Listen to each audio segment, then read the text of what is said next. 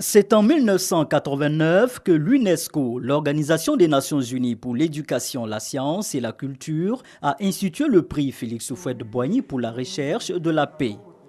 Un prix pour honorer le premier président de la Côte d'Ivoire indépendante.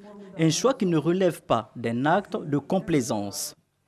Houphouët-Boigny est honoré par la communauté internationale à travers ce prix pour son engagement en faveur de la liberté et de la recherche de la paix. Déjà en 1944, il fonde le syndicat agricole africain pour défendre la cause des planteurs africains qui devaient tout subir du colonisateur. Siégeant dans les assemblées constituantes françaises de 1944 à 1946, il fait adopter la suppression du travail forcé dans les colonies d'Afrique.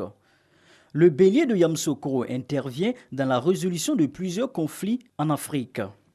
Et pour matérialiser son amour pour la recherche de la paix, il bâtit un édifice à Yamoussoukro, la Fondation Félix Houphouët-Boigny pour la recherche de la paix.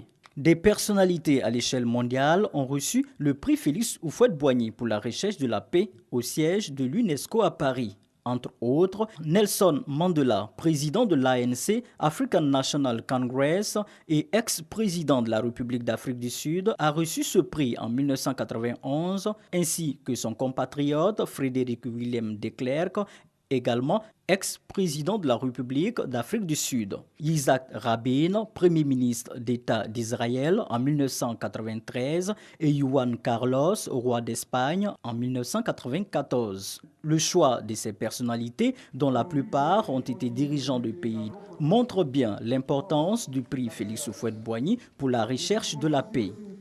Félix Houphouët-Boigny est né à Yamoussoukro le 18 octobre 1905. Il fit des études en médecine et marqua son engagement politique par la création du Parti démocratique de Côte d'Ivoire, PDCI-RDA, en octobre 1946.